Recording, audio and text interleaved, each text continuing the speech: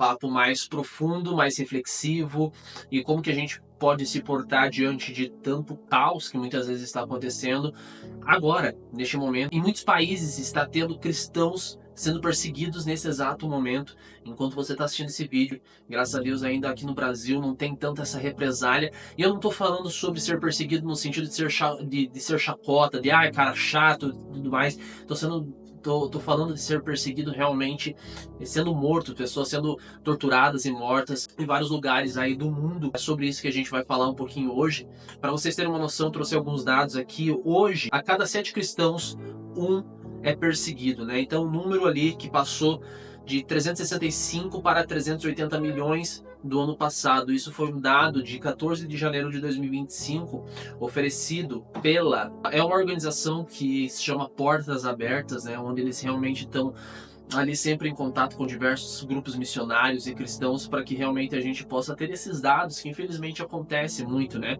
Mas é sobre isso que a gente vai falar, sobre a igreja perseguida, né? E a gente precisa entender que isso é uma coisa que não está acontecendo somente hoje, e infelizmente ela não vai parar, né? Porque a gente sabe que isso tudo está escrito na palavra. É muito louco quando a gente para pensar, a palavra, ao mesmo tempo que ela nos dá uma esperança, ela nos dá um ânimo, uma fé, a gente precisa entender também que existe muitas coisas que, cara, Jesus já tinha falado lá atrás. Então a gente vai começar lá com Mateus 5, do 10 ao 12, ele vai falar assim: bem-aventurados os perseguidos por causa da justiça, pois deles é o reino dos céus. Bem-aventurados serão vocês quando por minha causa os insultarem, perseguirem e levantarem todo tipo de calúnia contra vocês. Alegre-se e regozijem, porque grande é a recompensa de vocês nos céus, pois da mesma forma perseguir os profetas que vieram antes de vocês, né? Então, assim como a gente já falou no vídeo passado, por exemplo, Jeremias, ele começou a ser perseguido por falar a mensagem de Deus, né? Então Deus dava uma mensagem para ele e a galera vinha assim: ah, Jeremias, quem que você pensa que é?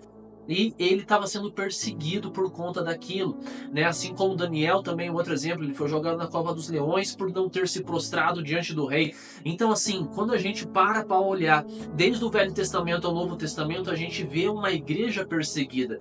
Paulo, Pedro, aquelas pessoas que foram importantes para o início da igreja primitiva, eles acabaram sendo mártires de uma mensagem, de um evangelho. Então, a perseguição, ela, felizmente ou infelizmente, não sei de verdade agora colocar isso de uma forma que se é feliz ou infeliz, mas a igreja vai ser perseguida. Não perseguida somente da forma como a gente acha que, estão fazendo bullying comigo por ser crente. Claro que não. Seria realmente uma coisa da perseguição de ser mártir do evangelho, sabe? Em 2 Timóteo 3,12, Paulo coloca lá para o seu discípulo, né, Timóteo, ele vai falar assim: de fato, todos os que desejam viver piedosamente em Cristo Jesus serão perseguidos. E a história da perseguição, ela começa, então, lá desde o seu início. Os cristãos foram perseguidos pelos judeus, né, os judeus, os saduceus, toda a galera ali da elite, que era a galera que realmente tinha Deus com eles, eles acabaram perseguindo. Cristo foi perseguido, ele foi morto na cruz por conta do evangelho que ele levava. E depois ali o Império Romano acaba assumindo toda aquela noção ali, quando a gente estuda lá em história, né, o Império Romano, um dos maiores impérios que a gente tem até a sua queda. Eles realmente, os cristãos eram perseguidos em toda Roma, principalmente por quê? Porque eles não queriam adorar o seu imperador, eles não queriam adorar, e estava certo, porque a gente não tem que adorar o imperador, a gente tem que adorar somente a Deus.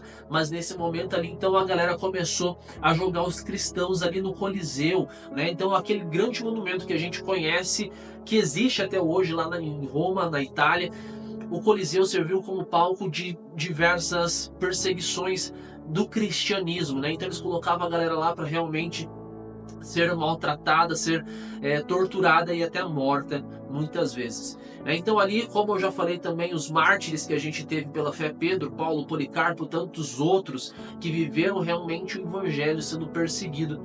E depois, mais tarde, infelizmente, né, quando a igreja ela acaba tomando o poder durante a Idade Média e acaba deturpando o evangelho de verdade, acaba deturpando aquela forma de realmente ser o evangelho. E ali com Martinho Lutero, com Calvino, a galera começa a falar: opa, pera lá, o que está acontecendo?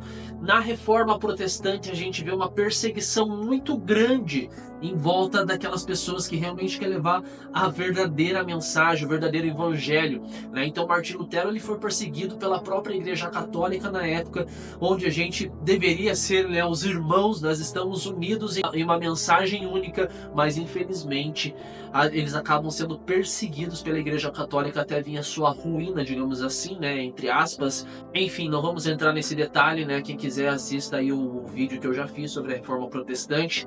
Então, por que o mundo persegue a igreja? Por que a igreja é tão perseguida o tempo todo? Primeiro, porque o evangelho confronta o pecado. João 3, 19 e 20 está dizendo assim: este é o julgamento.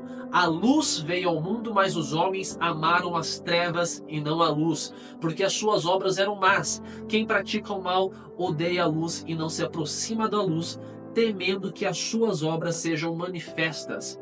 Então a igreja ela prega valores absolutos, enquanto o mundo prega o relativismo. É normal fazer tal coisa, é normal fazer tal outra coisa. E enquanto a igreja ela vem com uma verdade absoluta, porque realmente Jesus ele nos coloca que ele é o único, a verdade e a vida, né? E ninguém chega ao Pai senão a ele é o caminho, a verdade e a vida. Então não existe relativismo, não existe, por que não? Porque se não for Jesus, pode ser que tenha outra pessoa. Não, é Jesus. Sabe? Então, o evangelho ele confronta o pecado de, é normal adulterar. Não, não é normal. É normal fazer o mal para as pessoas. Não, não é normal. É normal roubar. Não, não é normal. É normal uma mentirinha. Não, não é normal. Então, o mundo persegue a igreja porque a gente quer trazer uma... trazer luz às trevas, é isso que o Evangelho de João aqui nos coloca, né? A luz veio ao mundo, mas os homens amaram as trevas. Por quê? Porque infelizmente a nossa carnalidade ela é pecaminosa, então a gente quer tentar ali trazer de todo jeito as trevas ao mundo, mas Jesus veio para confrontar tudo isso, e é por isso que o mundo persegue a igreja. E aí nós temos aqui então, segundo Coríntios 4:4, também Paulo nos coloca: o Deus desta era cegou o entendimento dos descrentes, para que não vejam a luz do evangelho da glória de Cristo, que é a imagem de Deus.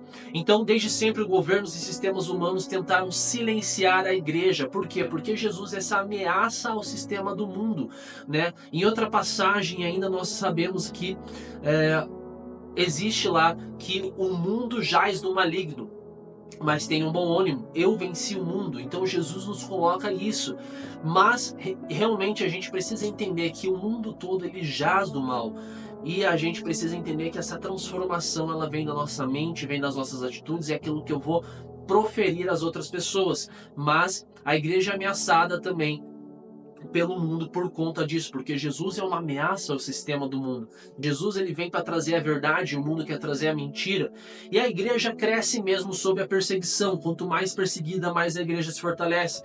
Então a gente vê isso, um crescimento do cristianismo na China, em países muçulmanos, na Coreia, em tantos outros lugares que os cristãos são perseguidos naquele lugar, mas graças a Deus o evangelho está sendo levado. Por quê? Porque a gente vê lá em Apocalipse quando João tem a sua visão, que toda língua, todo joelho se dobrará para falar santo, santo, santo é o Senhor, né? Então a gente sabe que o evangelho vai ser proclamado no mundo todo mundo vai conhecer, para que venha o dia Maranata, a hora vem Senhor Jesus, quando vem o arrebatamento, o grande dia, né? E como que a gente, como cristão, deve reagir a toda essa perseguição? Como eu falei no começo do vídeo, graças a Deus nós vivemos no Brasil aqui, quem assiste esse canal, né, a grande maioria pelo menos vive no Brasil, vive num país laico, onde a gente pode proclamar a nossa fé, a gente pode professar a nossa fé abertamente. Mas lá em Mateus 5,44 diz assim: mas eu lhe digo, ame os seus inimigos e orem por aqueles que o perseguem. Atos 5,41, os apóstolos saíram do Sinédrio alegres por terem sido considerados dignos de sofrer afrontas por causa do nome.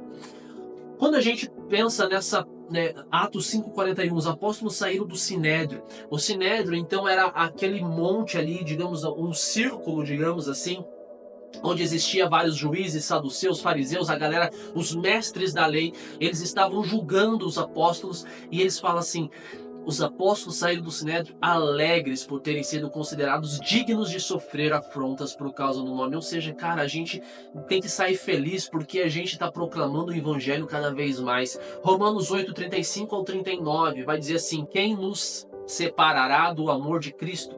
Será tribulação, ou angústia, ou perseguição, ou fome, ou nudez, ou perigo, ou espada? Como está escrito, por amor de ti enfrentamos a morte todos os dias. Somos considerados como ovelhas destinadas ao matadouro, mas em todas essas coisas somos mais que vencedores, por meio daqueles que nos amou. Pois estou convencido de que nem a morte, nem vida, nem anjos, nem demônios, nem o presente, nem o futuro, nem qualquer poderes, nem altura, nem profundidade, nem qualquer outra coisa na criação será capaz de nos separar do amor de Deus que está em Cristo Jesus, nosso Senhor.